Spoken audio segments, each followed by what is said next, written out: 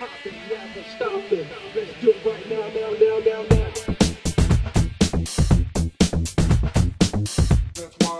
That's why we keep pop, never stop. All right. Internet's YouTube viewers, you have just clicked on the most electrifying YouTube channel and video clip about wrestling in the known universe. Good God. It's so electrifying, we're all sick. Oh, man, we're going to be sick. Speaking of sick, you know what made me sick? Raw tonight.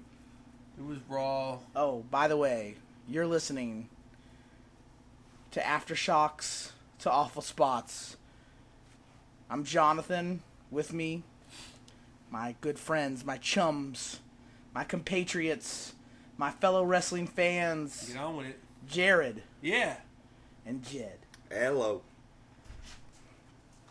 Yep. Raw was raunch. Remember when it used to be called? Remember when it used to be called Raw's War? Tonight they should have called it Raw's Wrong. Yeah, it was pretty wrong. I don't know, man. They did two good things. Is it so okay? Is it just bad? Okay, we're all under the weather. We're all sick. We just got off an amazing pay-per-view. Oh, the pay-per-view. A pay-per-view. That's what we should get on right now. Say that they said, hey, here's a preview of what the pay-per-view is gonna be, and they beamed a laser into your brain, and it gave you the experience that you had when you were watching last night. And they're like, hey, you have to pay for this. You have to pay like $50 for this.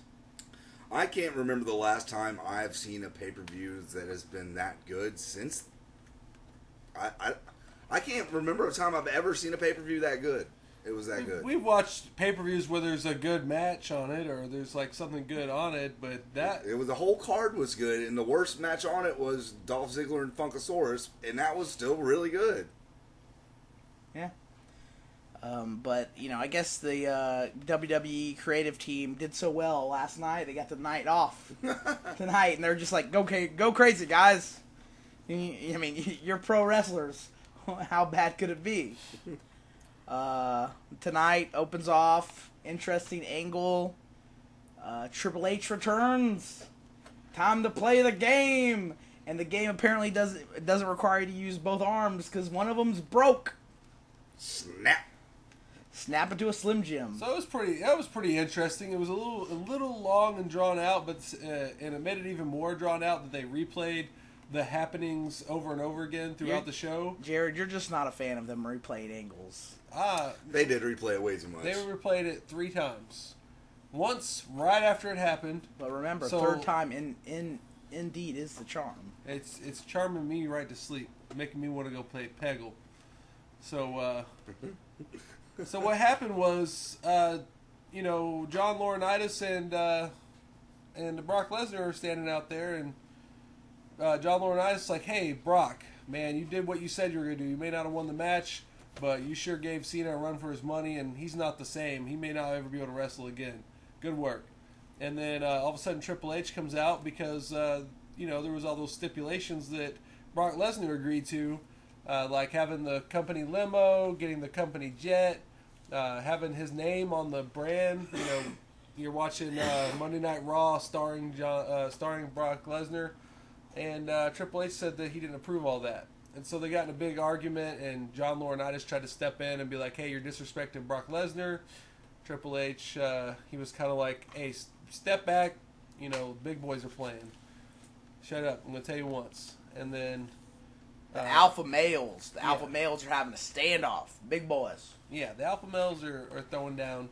Eventually, though, it just leads to Brock Lesnar attacking Triple H, and ended up they were fighting, kind of UFC style fighting a little bit, and a mix of WWE style wrestling. Triple H tried to do like a takedown on him, and then when they landed, Brock was on the bottom and threw him in a Kimura.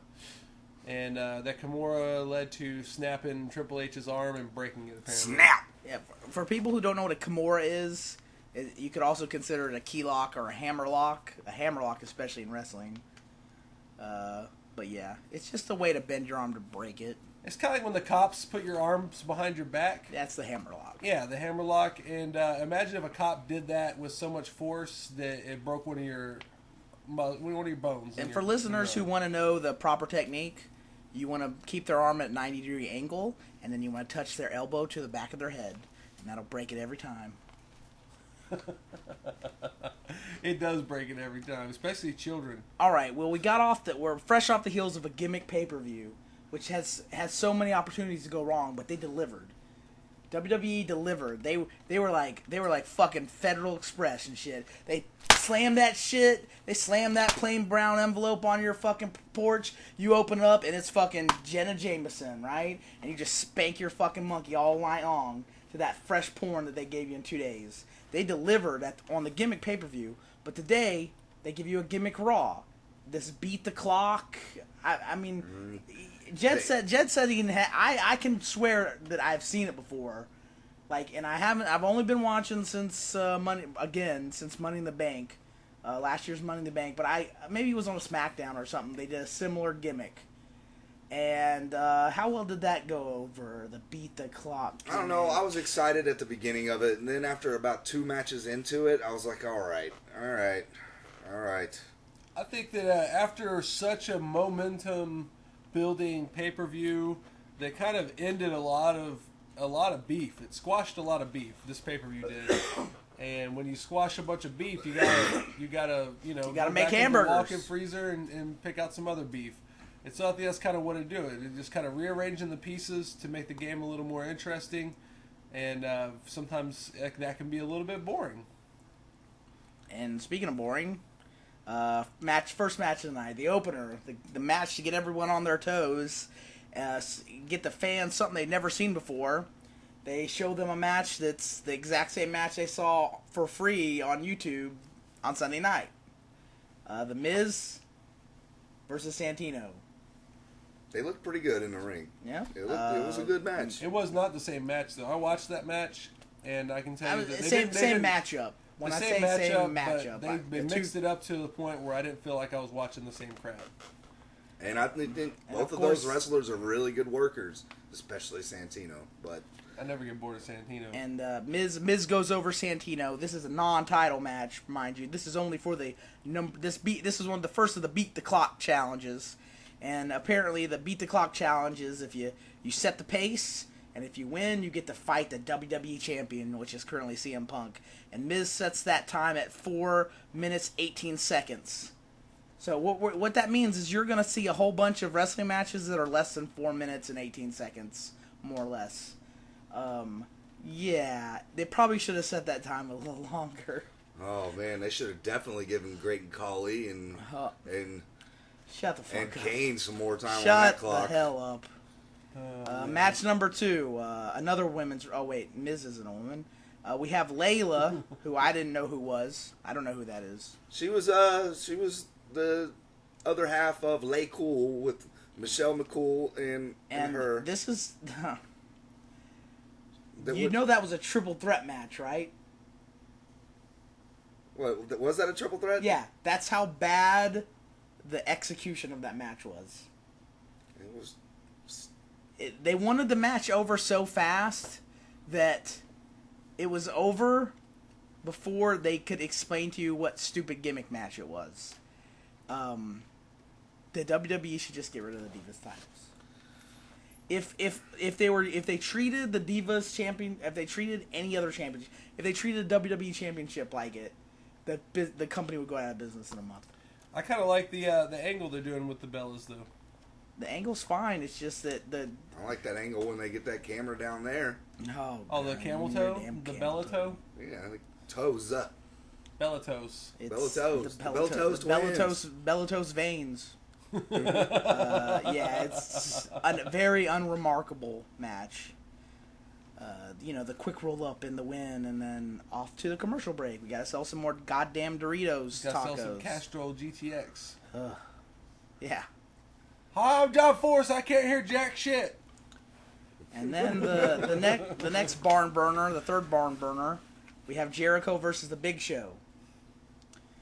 Big Show fresh off his defeat of putting himself technically through a table the night before. He should be an angry giant. Jericho, fresh off his defeat of not teaching that punk a lesson about stealing his gimmick. Yeah, not turning him into the drunk he always is Jericho destined and the to Big be. Show, who have a past. They were the tag team champions at one time. Jericho. Yeah, Jericho. Yeah. Again, the third throwaway match of the night. This match had such little heat behind it when it could have that I think I saw some of the fans gathered around a witch's tit trying to get warm. Wow, did you see that horrible DDT? Which one? Oh, I was talking about the Jericho one. I know, but there was did two DDTs tonight, and the they were one both that- horrible. The most horrible one was where Big Show's on his knees where he belongs, and Jericho DDTs him from the on his knees position. It's like backyard wrestling gone bad. And you're listening to two or three of the fine. We are DDT connoisseurs. We love the DDT. We love it. When it is performed My appropriately. balls all over a When DDT. Adam Arson does Indie a wrestling headstand legend. for 37 minutes, and his mohawk scoots out the sides of his heads, and he just sits there and he twitches like Terry Funk in a dumpster. We're like, yes, that's a DDT. And when someone just does it, is like, oh, I didn't know what to do, I'll do a DDT. Because I will remind you that the DDT is a finisher that finishes matches. That's not like, hey, It ends careers. I didn't know that I should do a rest hold now. I'll do a DDT. Come on, guys. Give me a goddamn break. So Who Jericho goes over that. I don't know. It was Who like was a the other Montreal DDT? screw job. I'm like, wait, what happened? Because apparently the time went out, but the Big Show was getting counted out. And again, like the announcers didn't know what the fuck was happening. Jericho, here's what happened is they went out, the fight spilled out to the outside of the ring as the beat the clock timer was going down. Because once the first match happens, you have set the bar. Either you win or that time runs out and they end the match. And it's a no contest. Yeah, there's no contest. So they're fighting outside the ring, and it's like, referee's like 8. Jericho and them are still fighting. He's like 9. Jericho and Big Show are still fighting. But just at the last second, Jericho runs and slides in the ring while Big Show's on the ground. Just at the last second and within the time limit. Yeah, so it, again, is another... It's the first in a long line of matches that explains that the Beat the Clock challenge is a challenge to watch. It's a challenge to be entertained. It's like that time I got your mom pregnant. I mean, I got what I wanted out of the situation, but it was poorly executed. Oh, but then somebody called my mama. The Funkasaurus, he's here to save the day. Funkasaurus. He's here to save the day. Who's he gonna beat today? Dude, it's a big name. They brought something back, man. Back in black, JTG. You know that he already has been brought back to lose to the Funkasaurus already? Right. So I So- did not see a point in him being there tonight at all. I love He him. looks I think good. I think he's a great He worker. looks good. I saw a match with him like on Superstars, and he had good in ring, and what? Like what? Like okay, Extreme Rules. Everyone who fought at Extreme Rules should be in the fucking hospital now, because they took their bodies to the limits that man can barely sustain itself. So this would be a great night to showcase talent that doesn't get to be on the pay-per-views, like JTG and the Miz and Santino. Yeah, they weren't on the pay-per-view. Maybe number one contendership for a women's championship match. They have a whole roster full of people that they never use on Raw, and they're all wrestlers, and it's not hard to put on a good wrestling match. So Well, just throw them out there. You know, sometimes within the wrestling universe, if they're saying something kayfabe, a lot of times you need to implement it for real as well. So, for example, the line's been thrown around since they brought Brock Lesnar in is that he's here to legitimize the pro wrestling Yeah, but- industry, right? Oh, It's stupid because at the same time they're legitimizing the pro wrestling industry. Funkasaurus comes out, squashes a guy on the Beat the Clock Challenge night. Sheamus and would have it been a better matchup for him. And it wasn't even. Wait, what? Instead of JTG having Sheamus out there tonight, they put all the other big names together in this Beat the Clock challenge. Yeah, but Okay. Sheamus is a champion. Oh yeah. I hate that belt. That's not a real belt. we should- So But anyway, no, the but point I'm Funkasaurus, trying to make is that- Funkasaurus is like 10-0, and Yes. apparently he's not in contendership for the WWE Championship. Yeah, that's the point I'm trying to get at too. And also, all right, a legitimate sport where people are actually competing, not to like knock on wrestling. I love it.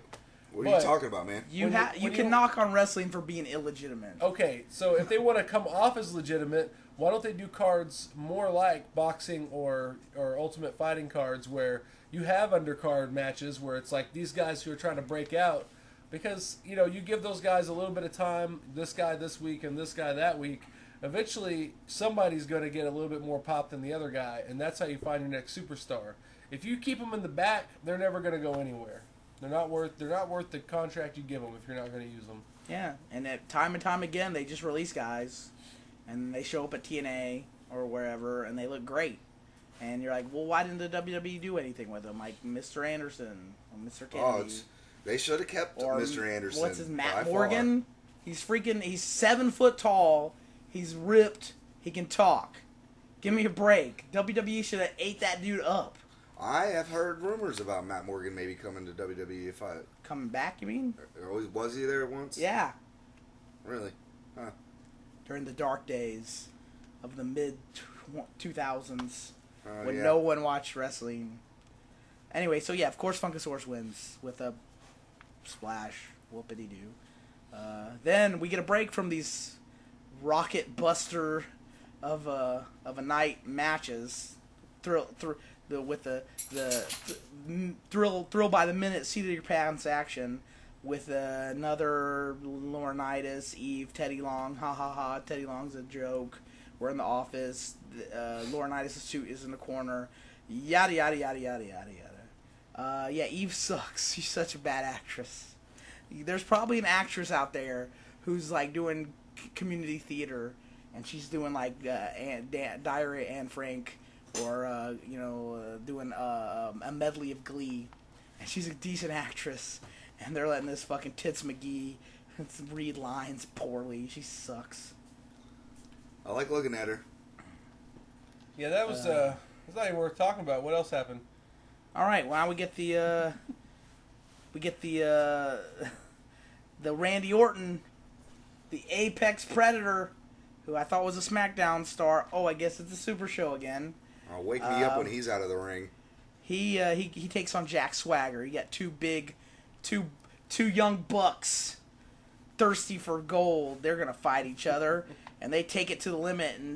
And Randy Orton gets that pin 2 seconds. He gets it in 4 minutes 16 seconds, circumventing the Miz's victory earlier. So he's the new top dog. He's the new man who gets He's the leader in the clubhouse. He's the new man that gets that shot at CM Punk's gold. The Miz is circumcised? I don't know. I checked. He is. Then they tease a tag team championship match. And if you've listened to the show before, you know that we are all fans of tag team championship wrestling. And we've all been disappointed with the WWE since, I don't know, the New Age Outlaws are around. It's pretty much the last good, real big tag team that they've put emphasis on. The Primo and the Epico, they look great in the ring. I was kind of shocked that they just took their belts away from them tonight, giving them to Kofi and Truth. Well, in Kofi Kings's defense, he was the former tag team champion. Well, I agree, yeah. The only Evan thing Bourne. Let me tell you the one thing dropping the ball. Let me tell you the one thing I haven't liked about the tag team belts in the past month or two is that the only time I've really seen the belts on the line between an actual, on a tag team title match was at WrestleMania, and it was the pre-show. Now, they need to put more emphasis on those tag team titles, and I was pleased to know that they were actually on the line and changed hands. It wasn't to another actual tag team, but at the same time, at least they're putting the belts on the line and making it something that's worth contending for. Well, the problem is that they're falling into the same debacle. Is that we don't know what to do with the tag team straps. We don't know what to do with these two singles wrestlers. We'll stick them together. And, I don't know, maybe it'll get over. Well, they've also have the Usos that they're... If really a well wrestling in the ring, promotion has tag team championship belts, and you ever see them put them on two singles wrestlers, that means that they didn't know what to do with either of them. Because you should be building feuds between different tag teams, because that's what people want to see. But that's not the case. So yeah, it's just WWE admitting that they don't know what to do with tag team belts, and they don't know what to do with two black guys. Well, what they need to do is have the Usos and Primo and Epico fight it out, number one contender that stuff or whatever they're going to do, and pay-per-view match it. It doesn't matter who gets the belts in any of those guys because they all work really well as tag teams. It's a lot of work for no reward. Well, there's plenty of reward. Who are you talking about getting a reward from? I'm talking about a tag team wrestler getting a reward in the WWE. Like, what's the best? The best thing they can hope for is that they get the super kick their guy through the Brutus the Barber Beefcake's plate glass window. Oh, Bret Hart and Jimmy Anvil did pretty well. For Bret, anyway, coming out of singles. That's the thing, though, with tag teams. There's been so many good singles wrestlers come from tag teams. You only stand to benefit from pushing your tag teams and giving them face time, because not only I agree. Not only does that put them in the opportunity to become superstars, but it also breeds them into and exercises those muscles that make you into a superstar. Well, and there's so many things you can do with tag team wrestling. I mean, there's so many different angles you could play on the stage. So many different works. All right, after that title change, we have a match of the year candidate. Cool. Yeah, no. Great Khali versus Kane. Oh man. One of the Oh man, where do I buy tickets for that show? Another beat the clock challenge. It made the clock beat itself. In my mind, I would think I always say, oh, Great Khali, he's so bad. But you know, back in the day they had Kurrigan, right? And if you remember that, hey, what's up? Give us a like. But I watched Kurrigan, and he had the Jackal as his mouthpiece, and that dude was amazing. And Kurrigan comes out and, you know, drops a leg, hits an elbow, takes a bump, does a hip toss. Yeah, he knows about 8,000 times more moves than the Great Khali. Yeah, he's a large, very tall, very built, muscular wrestler who doesn't have to have someone else shower him and scrub him. And that's here's gonna be our poll for the week. My impromptu poll. I didn't warn Jared or Jed about this. The Great Khali was the world champion. What's the biggest travesty in WWE history of a big man that was underutilized, whereas the Great Khali wasn't? Like they have used the Great Khali for all he's worth, especially since he's been a champion. We can go on about any sized wrestler He was that's a been world underutilized. heavyweight champion. How long did he hold that?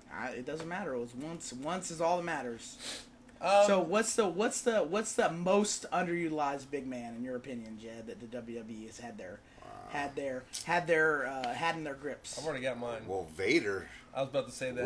very underutilized. I That was mean, mine. They Still mine. I'm sorry. That's okay. Well, it just means they're great minds think alike, you know. They gave Vader a couple cool matches. I think they did something with Goldust and Vader. But then they just kind of didn't do anything else with him after that. And it's like, man, he's one of the meanest looking motherfuckers. He can move like a goddamn light heavyweight. He's got the moves like Jagger. He's got the moves like Vader. So Vader's a big man. that's He's athletic. He's got good mic skills. He's a terror. You know what I mean? When I say a terror, it's just somebody that when he comes out to the ring, it doesn't matter if he's wrestling another big guy or he's wrestling a cruiserweight. You fear for that other wrestler's safety.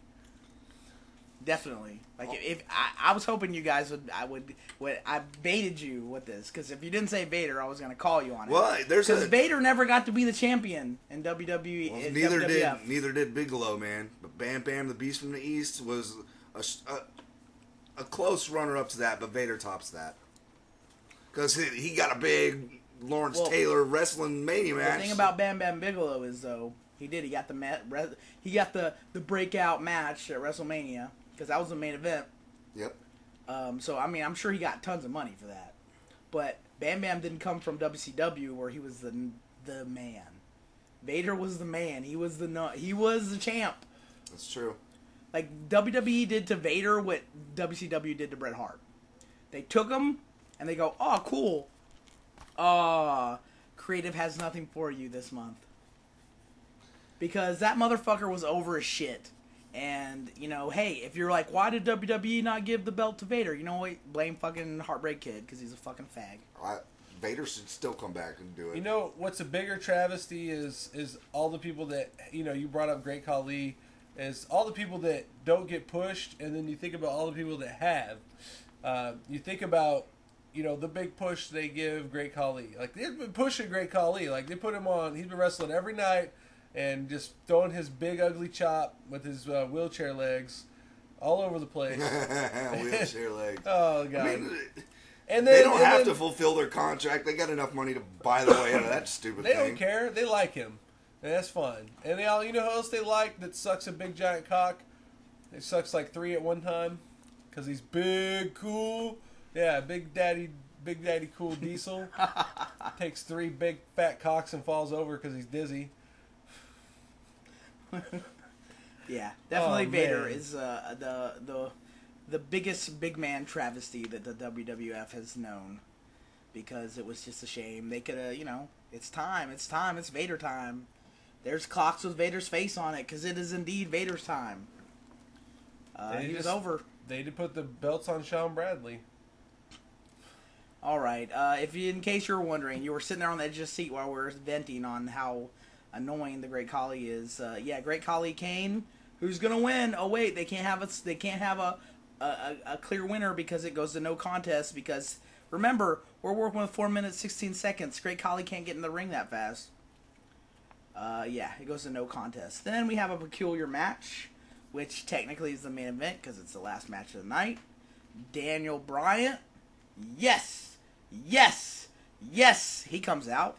It's gonna be another Beat the Clock challenge, and his challenger is, drumroll please, you have a roster full of talented young up-and-comers, and out comes the man, the myth, the legend, the king, Jerry the King Lawler. I thought maybe they were in Memphis, and I love Jerry the King Lawler. He's a better worker than most of the WWE roster. Maybe it was Memphis. Maybe it was Monday night. Huh. That was lame. Oh, that was bad. Anyway, Jerry the King Lawler comes in to get squashed by Daniel Bryan. I guess no one else wanted to get beat up by Daniel Bryan. And Jerry King is like, I'll do it. I got my tights in the car. Puppies. So Daniel Bryan, he gets his win in 1 minute and 55 seconds less than Randy Orton. So at the next pay-per-view, you'll have the Ring of Honor fanboy wet dream, Bryan Danielson versus CM Punk, best in the world, in a who can kick the other one more in a match for the WWE Championship. Yeah, I'm sure it'll be fine. It was fine when they wrestled a few. I'm just glad we get to watch a drug-free match. It's going to be nice. And then the real main event, which if you know anything about WWE programming, is Chatty Cathy time. Yeah, it's going to be a Kane versus a guy in a chicken suit versus Doink, triple threat. Cena comes out, and the crowd's hot for Cena. I'm hot for Cena. I think Cena pulled off, coming off one of his best matches that he's ever had in his whole career. Along with probably one of Brock Lesnar's one of his best matches he's ever had in his career. Cena comes out in his arm in a sling. because Brock Lesnar is the king of the Kimura, and says that he does. He fine. throws a promo perfectly fine. about how well I didn't break my arm. If I had broke my arm, I wouldn't be here. But it is hurt. I didn't hurt my arm. It's I didn't have to stay in the hospital though. Blah blah blah. And blah blah blah blah. It's hurt, and I'm still here anyway because I love the fans. And even though my arm's hurt, blah blah blah, I love the fans. And even though I put my dick in the cheese grater, I love the fans. Any other night, I would have been like, "Oh gosh, this is what's ending Raw." Except tonight, I was like, "Oh, thank God, this is ending Raw because at least I know that it's not gonna get any worse." Because it was so bad tonight. I like the fact that Johnny Ace is gonna be wrestling. You're spoiling it. Oh. You gotta build it up. Oh, okay. Scratch that. All night they were teasing who John Cena's opponent at the next pay-per-view will be. And out comes John Laurinaitis, who announces Lord Tensai coming to the ring. And then they beat up John Cena, and Johnny Ace Laurinaitis will be John Cena's opponent at the next pay-per-view. Over the limit. Shades of Vince McMahon putting himself onto the card and nobody caring because nobody wants to see a not wrestler wrestle. So maybe this pay-per-view will be good. They'll find some way to make that match entertaining. Nope, Maybe they will. it's stupid. It's I'm actually excited. garbage. I'm excited about this angle. Okay, say you want to bring legitimacy to your company. Say you work at Papa Mix Pizza, and you're like, "Oh, my pizza's so good, I'll fight it." And you fight it, and then you elbow drop it, and it turns to the crap. And then what's the point? What? John Laurinaitis should be building the WWE product, and Cena is the WWE product. Why would he fight it? I think this cheese dick swerve was a bad idea. I think just hey, I'm announcing it. You're wrestling Lord Tensai. He's a new talent that he's brought back from the old days when he was, Prince Albert, and now they're bringing him back as this Lord Tensai character, he's pretty much undefeated.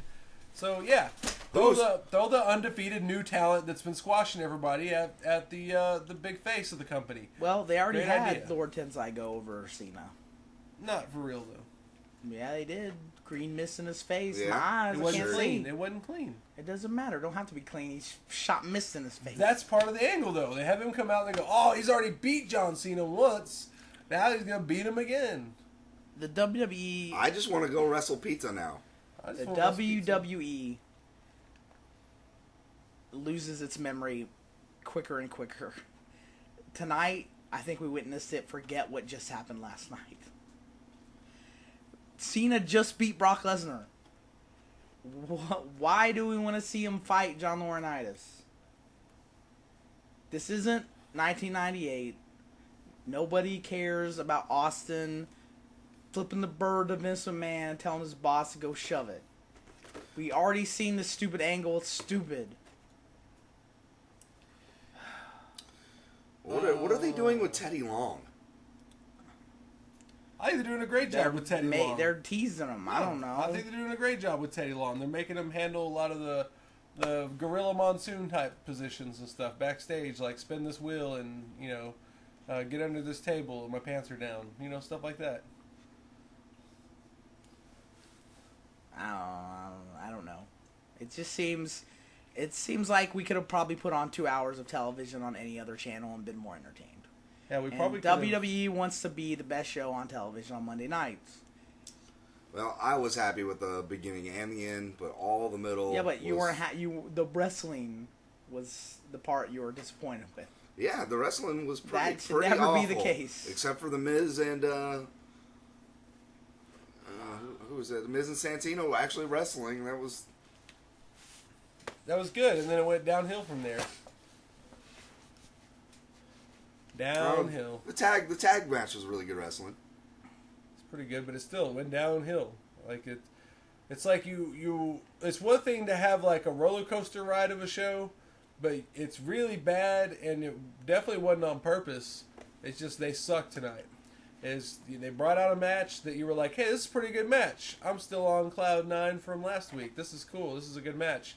And then progressively throughout the show, you lose that high, that inner great feeling that you got from watching this last pay-per-view, and you're back to square one. You're like, okay, this is kind of sucky. Well, I'll cut them some slack because the last few Raws have been really good. The pay-per-view was astounding. So, I mean, yeah, if it slacks off for a second, cool. But if it next week continues like this, then there's something really wrong. They need to really look at what they did right over these past few weeks. Yeah, we're going to fire them now. So, on that note, I think that pretty much wraps up the really bad Raw show.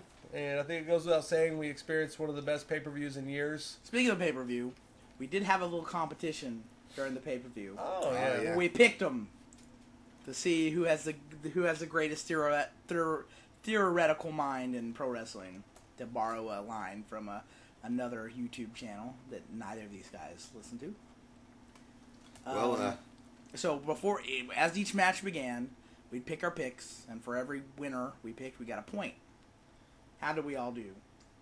I came in third, and it was just us three. I would have tied Jared. I got 2 points. Jared's the winner. That fuck.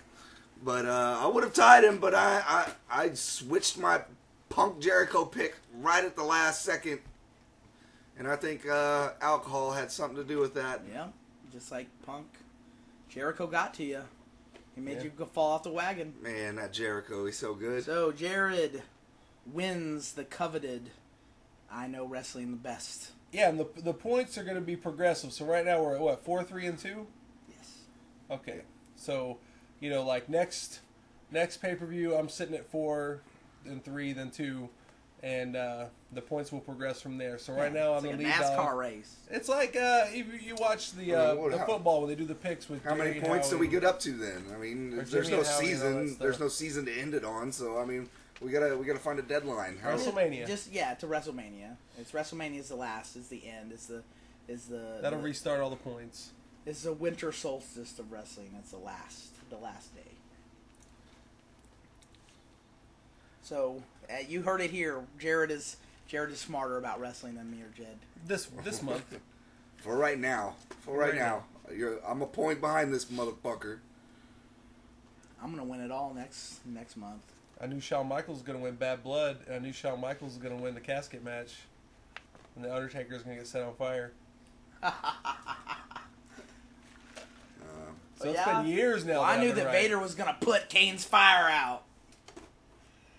All right. Well, we made you suffer through enough of our voices, our hoarse, sickly voices. Yes. Didn't it be put down and shot, just like the writers of Raw? I'm Jonathan, and with me, I'm Jed. And Jared. And you're listening to Aftershocks to Awful Spots. Ass to ass. Yeah, because that's how we like it.